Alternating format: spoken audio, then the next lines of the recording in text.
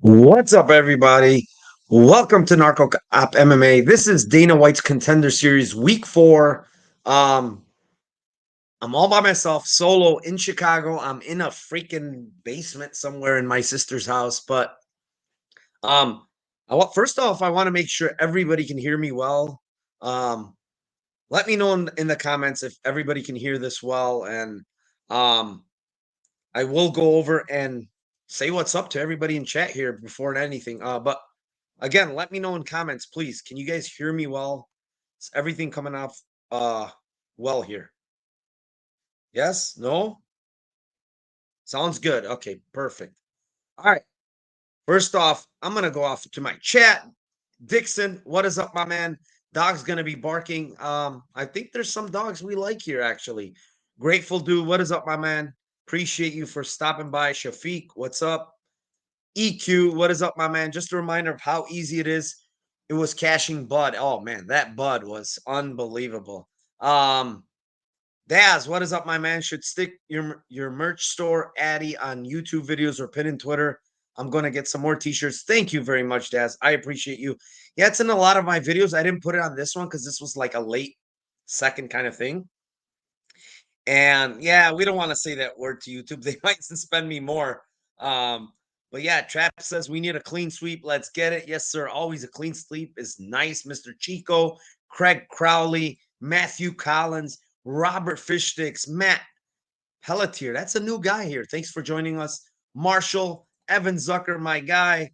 Kristen, let's freaking go, Kristen. And often Lagoan Sedium. I hope I didn't mess that up. Can't get it off. Thank you for joining, man. 36 of you in here. Um, yeah, let's kick it off here. This is a very interesting 5-fight card here. Um, let me add some of this so we could see this together because it just makes it easier when I add present with the screen share. So give me a second here. Hopefully you guys can see that, right? All right, perfect.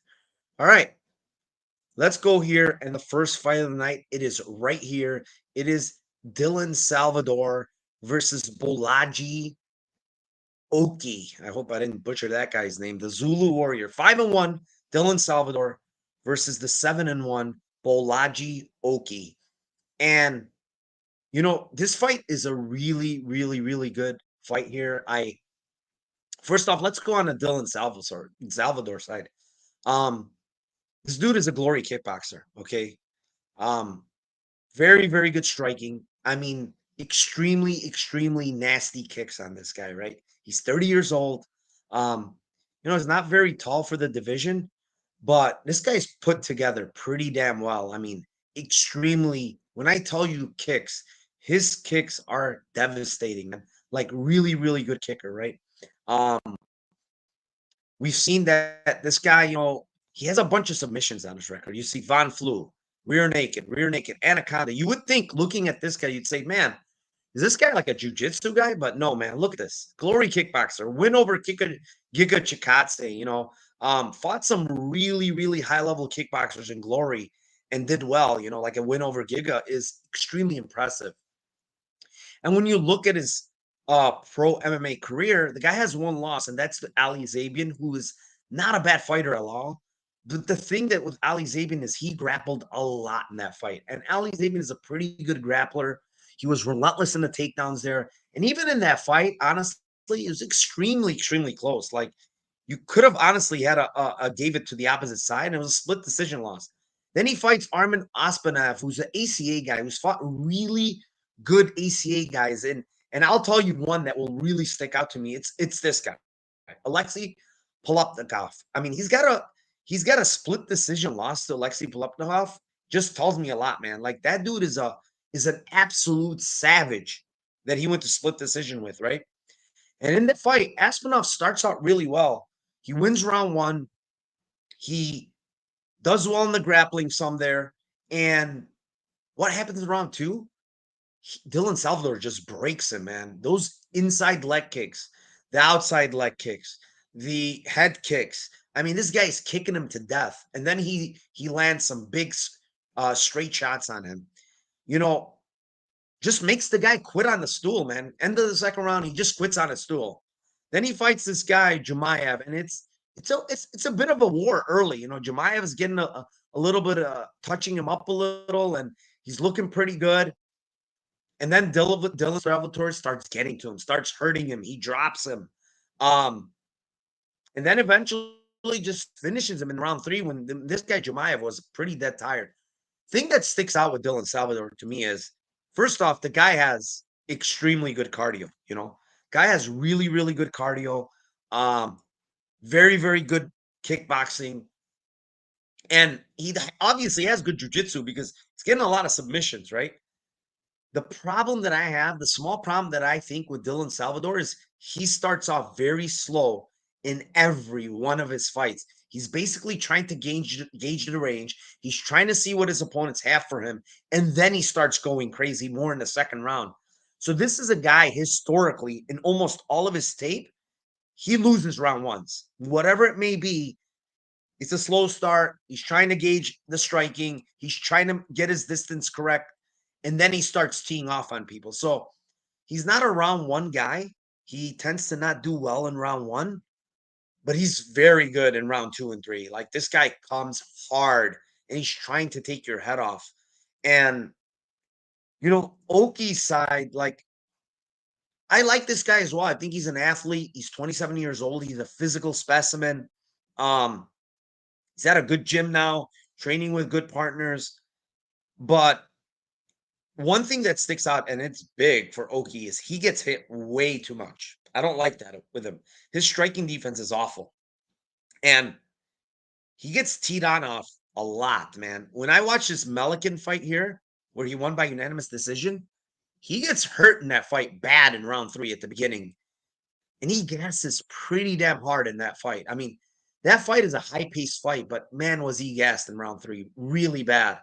And this Melican guy, when you look at his record, this 14-1, it's extremely fraudulent, man. Look at this. Look at this. 0-0 guy after you have 14 fights, really? 0-0 guy. 0-0 guy. 0-1. 0-0. 0-0. I mean, this is fraudulent vibes for me. This 7-3 guy is terrible too. 0-0. 0-0. 5-8. Look at these guys he's facing.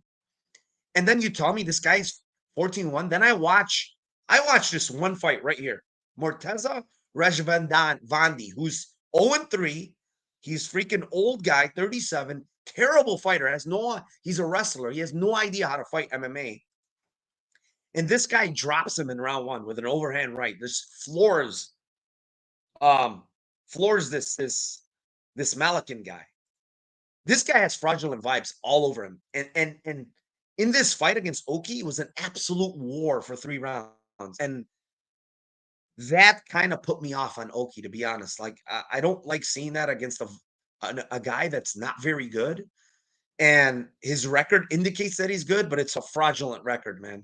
And all of his other wins are really against nobodies. When you look at his historic, this guy's beaten nobody. And I think this guy's a nobody as well, to be honest. So better level of competition is Dylan Salvador. More proven to me is Dylan Salvador. He's got a game everywhere. The one thing is I could see Oki get takedowns, but he might get submitted, honestly. I don't like his jiu-jitsu. I don't like his control. I do think he has nice hands. He has good knees, good straight shots. His combinations are good. But if you're telling me you're going to go up against a glory kickboxer here in a stand-up fight, where I don't think you're going to have much control if you get this fight to the ground, who has better cardio, I'm going to have to take the glory kickboxer in a stand-up fight, man. Like, not many people can stand with this guy. And the line's blown out now, though. That's the issue. The line has really blown out to minus 177. I don't want to take a stab at that. I'm probably going to attack props here, guys. I'm going to look for some kind of prop on the Salvador side. I think if Oki wins, guys, it's probably going to be that decision. So if you're going to play Oki, in my opinion, I say play my decision. You think he looked a lot bigger? I think they were about the same size, man. Activate. I think they were the same size at face-offs, honestly. Yeah, look at this. Look at this shit. Combined record. 18 and 15 total and 13 and 14 on the ones he won. What do you mean 13 and 14? There's no way they're 13 and 14. When he fought them, timeout. Well, let's go. Let's look at that. No, there's no way. There's not 18 wins here. First of all, this guy's doesn't even count this one here. 0 and 0, 0 and 0, 0 and 0, 0 and 1, 0 and 0. There's no way. I mean, it's all because of this guy. 7 wins here and 5 wins here. I mean, he's faced nothing, man. He's faced absolute bums, and it's just the truth. Like he hasn't faced anybody, and it's quite concerning that he went to life and death with that guy Oki did. Yeah, I'm gonna have to play. Well, not play, but I do like that side here. I think I think Dylan Salvador is probably listen. If there's one thing I can tell you guys, and it's a fact, man.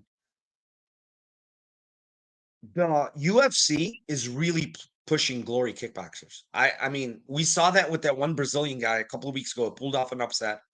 Now we see 2 more glory kickboxers on this card. It's still in Salvador, and it's another guy later, right? They are pushing glory kickboxers, and we've seen them more and more and more in the UFC, right? They're just starting to push these guys into the UFC for whatever reason. I don't know what it is, but it's happening, guys. It's in this is the 4th week. I think we've had 3 glory kickboxers already in 4 weeks.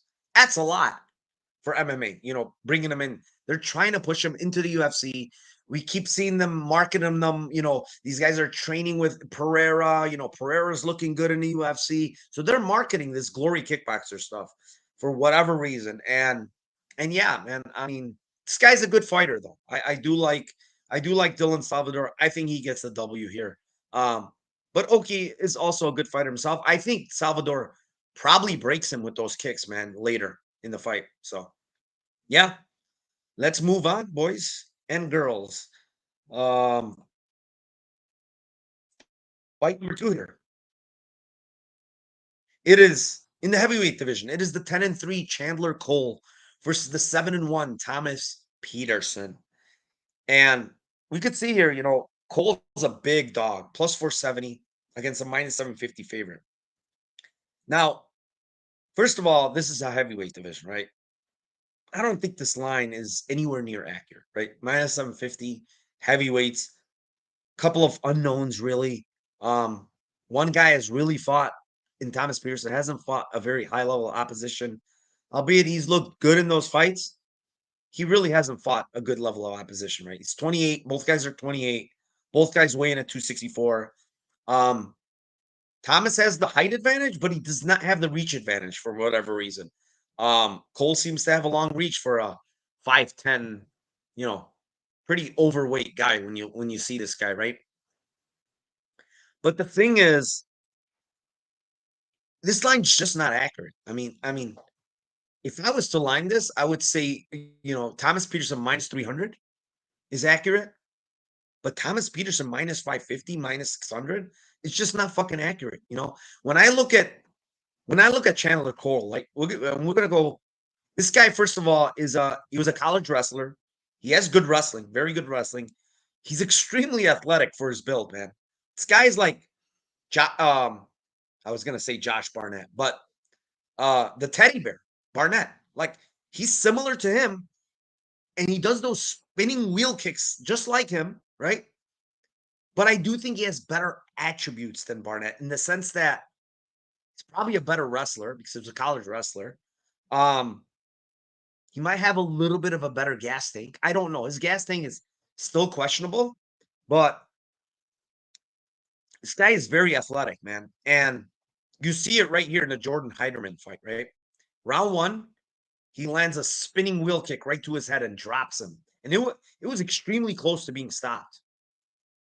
Second round, in my opinion, he wins the round, but yet in Ultimate Fighter, you don't go 3 rounds unless it's a 1-1. And somehow the judge said it was 1-1. And I thought he won the fight. And even Dana White said, why are they giving him a 3rd round? Like he lost the fight. Heiderman lost, but yet they give him a 3rd round. In the 3rd round, he drops Heiderman again with a punch, right? And then somehow Heiderman, after he gets up, lands like a punch behind his ear or something. And this guy's done after that. Chandler Core goes for a single leg. He has no energy. gets crumbled. Anti-Delija fight. I mean, Anti-Delija is a really good guy, fighter, judo black belt. He got Delija down there. He was doing okay. Problem is he couldn't hold Delija. And second of all, in the clinch, Delija's too good. He's a judo black belt. He eventually got him to the ground and finished him. Now he took that fight on 4 days' notice, right? It's not a lot to take from that fight. He got knocked out here against Keith Bell. That's not a good look years ago. But the thing with this guy is, man, he's athletic. He's very quick for a guy his size, honestly. His shots are pretty nice when he shoots in. He throws with some power, but his striking is not great. He has some good kicks, like I said. But the other thing to know about this guy in the Ultimate Fighter, on the first day of training, he tore his ulnar nerve in his elbow. So he fought with that. I mean, they told him, "Hey, you can go home." He says, "No, no, this is my opportunity. I need to fight." And he looked good in the Heiderman fight, man. But it just wasn't meant to be. They kind of gypped him off, and then he came back and beat these two guys. That doesn't really mean much. But the problem is here is his opponent is going to be a little bit bigger than him, right? But Thomas Peterson to me is unathletic. He's not really good at anything, really. I mean, he's got okay wrestling, and good ground and pound, but he's not really good in the striking. He's not really good in the wrestling. Um, it takes him 2 rounds to finish this Corey Mogenberg, who's absolutely horrible. In this fight, that's the best he's looked against Cortez Acosta. But most of it was cage pushing, man. It was cage pushing, and then he landed some shots on Acosta on the feet on the fence, but wasn't like a great look. And all these other wins are just like not very good opponents, and he finishes them, which is okay. But why is this guy minus 600? Like, where does this warrant the minus 600 thing? That's my thing. It's like I don't understand why this line is so big in a heavyweight fight that has high variance, right? And the one guy is more athletic to me is Cole. And the one thing that Thomas Peterson is really good at, which is wrestling, I think this guy's a better wrestler than him, Chandler Cole is. So I'm not sure he's going to be able to get in on those hips on that short guy and try to get him down. So I don't know, man. Robert says Cole looks so fat in the weigh-ins, but I can't help but take a yeah, but doesn't he's always looked fat. Trust me, he's athletic for his size. Believe me when I tell you. I took a shot, man. This is a bet for me, plus 550. I would bet it all the way down to about plus 300, honestly. I think 300 is value on him. It's just I don't understand this Thomas Peterson line. It's ridiculous to me. This guy should not be that big of a favorite. And I'm gonna take a shot with plus 550. Plus, if you got 300, I would take a shot, honestly. Maybe I'd size down my unit at 300, but I sized up at 550. I went with one full unit at plus 550. This is a no. No, it's not. No. I told you he dropped Heiderman in round 3. I don't think his cardio is that bad. I watched that Heiderman fight. He was fine in round 3. It's after he got dropped, he crumbled. I'm not saying, like I said, Peterson should be a favorite. Not this big of a favorite. That's the issue. So I'm gonna take a shot on Cole here. This fight might go over, honestly. It's possible that this fight could go over. It could be on the feet. Thomas Peterson gets his takedown stuffed, so on and so forth. But yeah, let's move on to the next fight of the night. Right here, guys. It is fight number 3. It is in the featherweight division. It is the 6-1 Timothy Columba versus the 8-2 Mateo Vogel. Banger of a fight, man. Timothy Columba, good stand-up, good wrestling, decent jiu-jitsu, fighting, he's over there in Vegas with some good guys. He's a prospect, man. I mean, he's a good fighter all around. Very, very fast hands. One loss. I mean, against Ivan Tena, who's a local guy here in Arizona. Very tenacious fighter. Very high pace. Throws a lot of strikes, and he has jiu-jitsu as well. And in that fight, he basically, to me, he broke Kumba early, man. Kumba just crumbled under the pressure and pace. He just couldn't handle the pace and pressure from Tenna. Now, you know, Columba in his other wins, like Shank, he finished pretty easily. These guys are not very good, right? I looked at the Frank Walls fight, who's a local fighter in CFFC. He's a good fighter all around, decent striking, good grappling, but he's a 3-3 guy. Let's not make him any better or any worse than he is, right? He's lost to good guys, albeit he's lost to good guys. But he's not like some high level fighter, that he beat. And he beat him by decision. And it was 1-1 going into the third. And Kuamba, I mean, he edged the third because he got hurt and dropped in the third with a head kick. I probably would have gave it based on that instance in that fight. I probably would have gave it to Wells, but they gave it to Kuamba. And then the James Lyons fight, he went to decision also, but he kind of like ran over James Lyons for the most part. His cardio is pretty good. It's on point. I did see him slowing down in the Wells fight a little bit here at the end, but I think he has pretty decent cardio. I wouldn't say it's bad. I didn't like the look against Ivan Tena, man. I didn't. Tena's very pressure forward, in your face, high pressure, and he just broke him, man. Um he broke Kumba in that fight. I don't know what was going on, but he broke him, and I haven't seen that before from him. Now, Mateo Vogel, very high level jiu-jitsu guy. He's got a black belt in jiu-jitsu, very, very good on the ground. He's constantly attacking submissions down there, man. Like nonstop. He's faced a very, very good level of opposition, man. Like, being a guy from Canada, this Xavier Aloe, very good fighter, man. Extremely good fighter. And I mean, he was losing here early. He was getting taken down, but it was early. He hit him with an up kick, like multiple up kicks, finished him, knocked him out, but it was illegal. So he earned a loss there. Garrett Armfield fight, right? He's getting hurt, beat up very bad by Garrett Armfield here early, but finds the comeback, man. Finds the comeback in round 2 and finishes Armfield, right? Blackshear fight, fucking absolute war early on this fight. I think it was 1-1 going into the third. And then Blackshear used some of his wrestling and got the fight to the ground, and he was in some bad positions with Blackshear. I mean, he was in a triangle. He was in some bad positions and he got out of them, but Scoot is extremely dangerous if you get him on the ground. Like, even on his back, like you don't want this guy to be on his back and him throwing up subs because he throws this Ouellette fight, and he didn't look really good early. He was giving up some rounds early and then finished well in the third, fourth, and fifth because his cardio is really on point, this guy. But Ouellette is like a high-level grappler himself, so he had trouble in the grappling early on. Eventually, he got to Ouellette, and he won that fight, in my opinion, pretty clear. Christopher fight, he was also getting beat up early. Christopher's landing a lot of good punches on him early. Then he wore down Christopher and broke him. Same thing with Brokenshire, he broke him. That's what I'm afraid of Kumba here. I think the style of Mateo Vogel is probably going to break Kumba similar to the Tena fight. I just feel like he's going to break very, very similar to the Ivan Tena fight because that's what Vogel does. He keeps coming forward, put pressure on you. He's going to be a fucking punching bag for the first round and a half. That's what happens.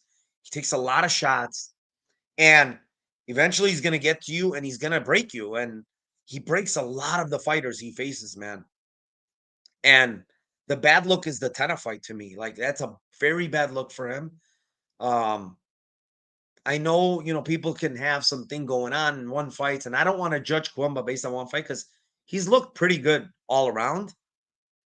I think he's live maybe to hurt Vogel early. I don't know if he's going to be able to finish Vogel. That's the thing. Vogel is extremely tough to get out of there. And, if you look at Columba and you look at a guy like Armfield, I think Armfield has better boxing and has a lot more power than Columba, in my opinion. So it's like he couldn't even finish him. And he had him close. Like, he was hurting him.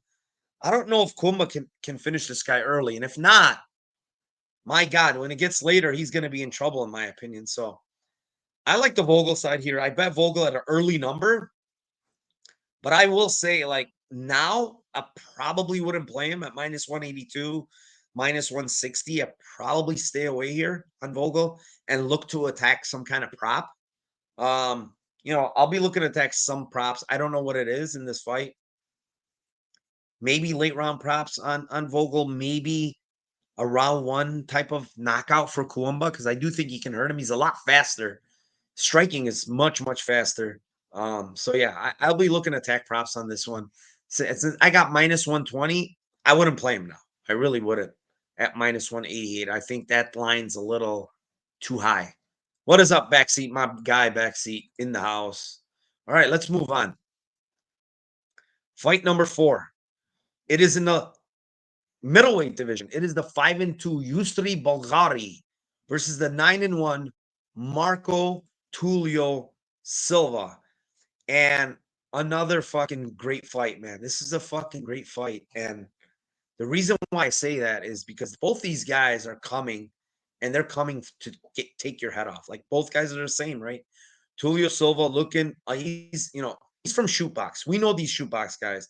They look for all types of spinning shit. They want to get you out of there. They have very good cardio, which he's the same way. He's nice and muscular. He's strong in the clinch. He has a good ground game. I think he's a purple or brown belt. It's a very good ground game. He attacks submissions on the ground, and he's got nasty ground and pound, man. This guy Marco Tulio Silva has nasty ground and pound. Now, Yusri Bulgari, we're right back to the well with the glory kickboxer. Like I told you, here's another glory kickboxer, right? It's glory kickboxer. It's fought some of the best guys in the world, like Donovan Weesey, who's a current champion. He's fought him twice, fought Alex Pereira twice, got stopped both times, has a win over Jason Wilness, has a win over Alex Pereira, split decision against Adesanya, another decision against Adesanya. So this guy has fought the cream of the crop in fucking kickboxing, right? In glory. So he's a glory guy again. Now, he's got a couple of losses in his pro career. Muhammad Osali fight, it's probably the worst he's looked. Honestly, I didn't like how he looked in that fight. Soli got a lot of takedowns, and the Soli's honestly not a wrestler. He's mostly himself a kickboxer. This guy's look at it. Foundation, striker, right? And he's landing a lot of takedowns. I mean, albeit he couldn't hold him down much, but that look there against Osoli was not a great look for him, but this guy's come back and they've given him basically 2 cans that he's destroyed. I mean, his striking is on point, man. Like, he's got very, very good kicks. He's very long. I mean, this guy at face-offs, I mean, this guy's 6'5", dude. He's every bit of 6'5", and he's long as hell. And he's been training at Teixeira MMA for about a year now. He's been working with Alex Pereira, with Glover Teixeira over there. I mean, he's working on his game. And I could tell you for sure he's getting better. I mean, this guy's getting better in MMA. Very probably similar to Alex Pereira. And his knees are extremely nasty inside. I mean, his leg kicks are nasty. His head kicks are nasty. I mean, this guy, he's got it all. He's got good punches as well. It's his takedown defense that's not great, He's very, very long. So, with these long guys, it's hard to get him down. It really is. And he uses his length well, like to frame people, to do all that and not get taken down. But if there was one flaw, I would say, it's the ground game, it's a takedown defense. Outside of that, like, his cardio looked pretty good. Like, he's got extremely high level striking. I mean, we already know that. And his opponent, like, I like his game as well. He's a little. The problem with him is on the feet, he's good, but he's wild. He wants to take your head off, but he's there to be countered. He throws for the fences, and I've seen him countered before and hurt in fights. The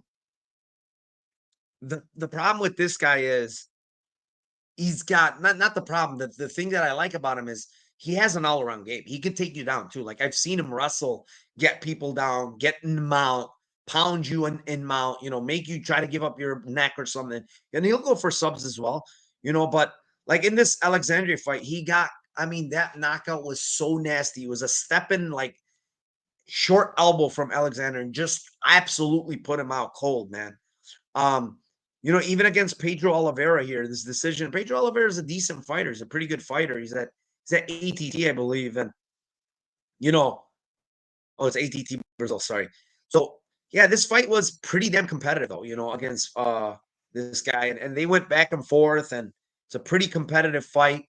Um, Tulio eventually took over and won the fight, but it's just to me, this fight is a close fight. I mean, this line indicates it's a close fight. I mean, currently we're looking at Tulio anywhere from plus 100 to plus 115, and Bulgari anywhere from minus 130 to minus 150. Right? I don't want to lay 150 with Bulgari because he's one dimensional, right? He's just a kickboxer. He doesn't have any grappling. Um, but he's a damn good one at what he does. I mean, he is high level. He is extremely dangerous. He's powerful. Um, he seems to be, even when he gets hit, he got hit pretty flush in the Sully fight. Seems to have a very good chin. Um, so it's like I'm torn on this fight, honestly. I really am, and I know a lot of people are on the Tulio side. I just feel like Bulgari can stuff those takedowns from Tulio, and if he can, I mean, I favor Bulgari in a pretty big way on the feet, right?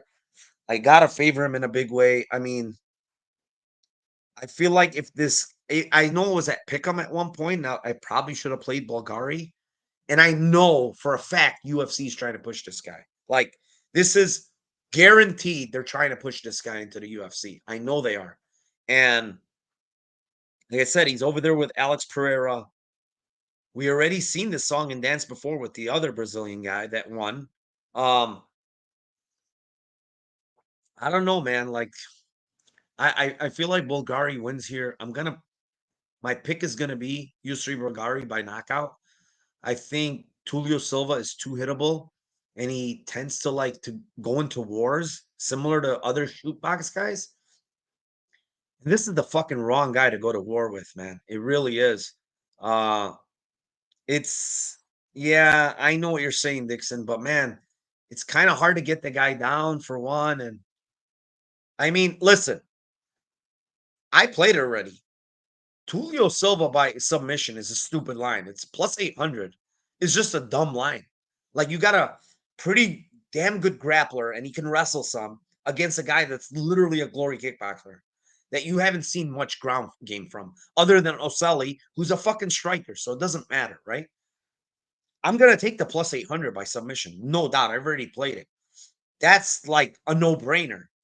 But if you're telling me who's going to win this fight, yeah, I honestly think Bulgari wins this fight because I think it might be standing more than on the ground. But if it gets to the ground, yeah, I could see him giving up his neck and Tulio Silva getting a submission. Why not? Yeah, the power is fucking sick on this guy, Bulgari, man. He is devastating on the feet, man. His knees and he's so fucking long. That's the issue. Like this guy is extremely long and I don't know, man. Tulio Silva's I saw him at faceoffs. I mean, he was towering over him. So Sky's fought a lot at like catch weights, like almost if you look, the other thing with him is if you go to his Tapology, you see a lot of his fights are at catch weights, right? Even the last two, I think. Yeah, 199, 198. Then he goes against the Samir Zadi guy, 194, and then Ahmad Sami guy, 194. So he's fighting a lot, these catchers. So he's probably that tweener guy, right? 85 is probably a hard cut for this guy, but 205 is too big for him, right? I think he's one of those guys, like in between that 20 pound, because obviously this is the biggest weight difference, right? 20 pounds. So um, yeah, I mean, I have to go with Bulgari here. I think he wins this fight via striking, probably going to knock him out, in my opinion. If not, if Tulio gets this fight to the ground, that's his world. I mean, that he's going to be much better down there. I just don't know how much confidence I have in this guy to get the fight to the ground, to be honest, because I don't think his wrestling is great. So let's move on here. Main event of the night, guys. 78 of you in here. Thank you very, very much.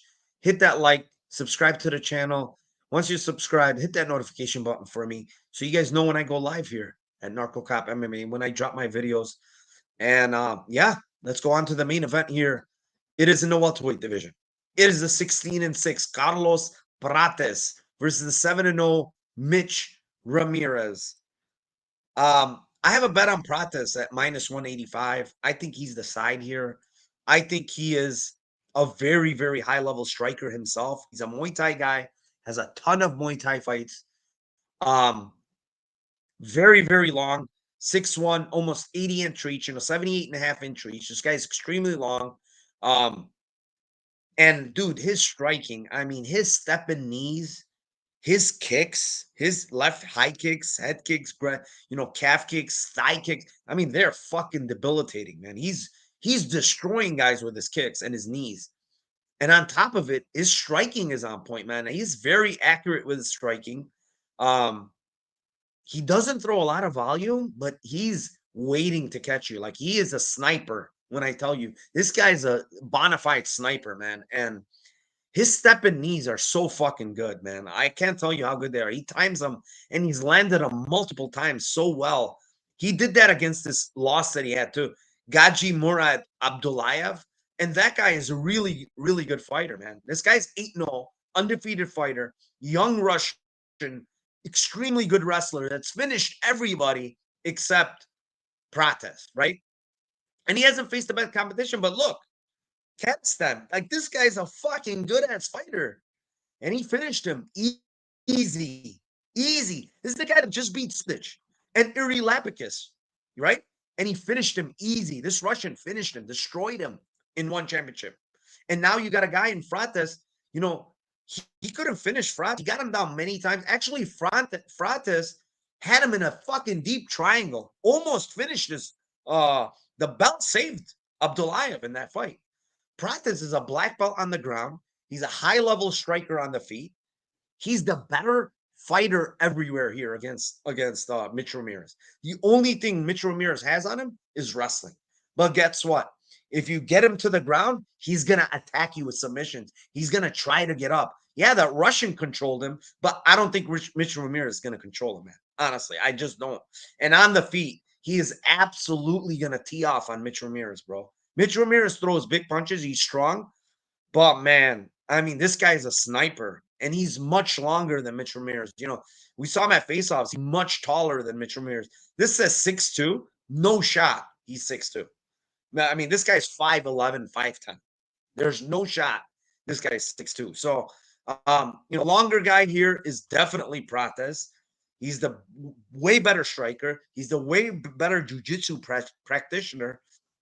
And, I don't hate this guy, but I think this is too big of a step up for Ramirez. He's faced okay guys here in Holloway and Majadine, but nothing special, honestly. And the one thing I will give him is he throws hard. It seems like he has power in his hands, so he does throw hard. I think he has some power in his hands. He's a strong guy, but I think those knees to the body, the stepping stuff, the kicks, it's all going to accumulate here, man, on Ramirez, man. Like, I think Ramirez is, you're asking his path. I think he's got to get a knockout, and it's got to be sometime early. Otherwise, he is absolutely going to get picked apart on the feet, in my opinion. So I like that side. I think this is going to be a knockout, in my opinion, by Prates. But I wouldn't fucking be shocked if he submitted him. This guy has very good submissions. He's a black belt. And guess what? Mitch Ramirez is not anywhere near that on the ground. He's a good wrestler, decent wrestler, but he's not a black belt on the ground. And this guy shows you he has submissions in his arsenal. You see it in that against the Russian. And this guy's extremely dangerous off his back, very long. Those long-limbed guys, they get those triangles up very fucking fast and easy. And if they sink them in, it's fucking good night for a lot of people. So I also played the submission prop here. It was 850 on Prates. Like I think Ramirez is going to try to grapple. He might get a takedown or two, right? But he also might get himself in trouble when he gets taken down, when he takes this guy down. So I took the submission prop. I have the money line as well here, but I got him at minus 185. This line has moved big time. It is minus 245, minus 250, minus 225 on MGM. Um, Close to playable in my opinion, but probably just take the KO prop, honestly, or inside the distance. Guys think he's gonna finish here. I think he finishes Ramirez. Um, you know, I think Ramirez is good and he's an up and coming fighter, but he needs more fights, man. I think he's still very green, and I think he's gonna get exposed in this fight here. Like I really do. This guy Prates is very similar to that other. Um, well, I didn't shouldn't say similar to the Peruvian guy that won because that guy's just a madman. Prates is more technical, but man, this guy wants to kill you though. Don't get it twisted. Like he wants to kill you when in the ring. You know, he's got 16 wins. Um, Look at this shit. 11 by knockout, so 14 wins are ITD for this guy. And you know, decision was here against this Luciano guy who was wrestling a lot. And his other decision win was way back when, you know. This guy's a finisher, man. He's got some submissions on his ledger. Um, he's a finisher, and I think he finishes here. He's on a win streak, 5, 6 in a row after that loss to the Abdullayev guy, which is not a bad loss. Again, I'm going to tell you that is absolutely not a bad loss. That guy might be a UFC guy pretty soon, to be honest. This Abdullayev guy. So, um, yeah, man, I'm gonna take a shot here and say Prates is going to get a knockout most likely. But play the submission prop. If you get 850 on the better grappler as far as BJJ is concerned, right? Not wrestling. And the guy that probably, he's probably gonna get taken down. So there's gonna be some grappling here. I'm gonna freaking take him. I've seen him throw up a lot of subs against a guy Ramirez who's not very high level on the ground. So oh, he got bumped off the show. That's good to know too, off top. So UFC didn't even care for him, probably. They gave him the bump like that, it's not someone they were really looking forward to. And I'm telling you, this guy Prata is extremely exciting. So UFC loves these exciting, like killer mentality type of Brazilians, and he's one of them for sure. So give me the Prata side here. I think he gets a W. Um, I'm gonna probably throw up a prop parlay on DK, and I'll put it out on Twitter. I'm gonna hit I like some plays here on props. I'm just waiting for DK to drop the lines because they haven't for props. Only Bet Online has. So I'm gonna throw something together. 86 of you in here. Thank you very much, guys. Appreciate each and every one of you. Um, he says Salvador and Prates. If they die, they die. But I think they're to the side, honestly. I didn't play Salvador at this number, but they're the side, in my opinion, both guys. So, all right, guys. Any other questions before I get out of here? Ramirez has a good story though with heroin addict. He's an heroin addict. Ramirez, I didn't know that. Is he? And prison time? I gotta look into that. I didn't know that. Thanks, Mr. Chico.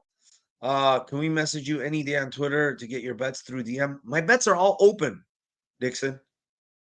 They're all my bet MMA is open. You can just go look at it, and I've been getting like a million DMs, but I'll give them to you through DM. But just go to my bet MMA and you could see them there. Appreciate you, Submachine Bug, Daz. Thank you, my man. Thank you for being in here. Yeah, he did 4 years in prison, heroin during high school years. Wow. Yeah, I didn't know that. All right, guys. Thank you very, very much. 84 of you in here. Appreciate you guys. Hit the like, please. Any questions do you guys have? Put them down below. I will answer them, before the card. I'm probably gonna do a live space for this on Twitter tomorrow, just because I'm not doing shit here in Chicago. I'm just chilling at my sister's house. So, um, again, guys, thank you for joining me. This was kind of a last second thing, and still got 84 of you in here. Love all of you. Thank you very much. Narco, can we get thoughts on Saturday since no Lambos? And who knows? There might be a Lambo. Oh, I can't actually. No Lambo. I have a wedding that day. My niece's wedding on Friday, so no Lambo. I'll maybe do a Spaces, Joshua, on Thursday. I might do a spaces with my Lambo plays, okay? On Thursday. So can you repeat confident picks, please? I have them up on my Bet MMA, but I think Prates wins. I think Salvador wins. Um, those are probably my most confident at this stage. Like, I think Vogel wins as well. I hate how he starts getting fucking pummeled early. And I know he's probably gonna break Columba, but that's not a most confident pick.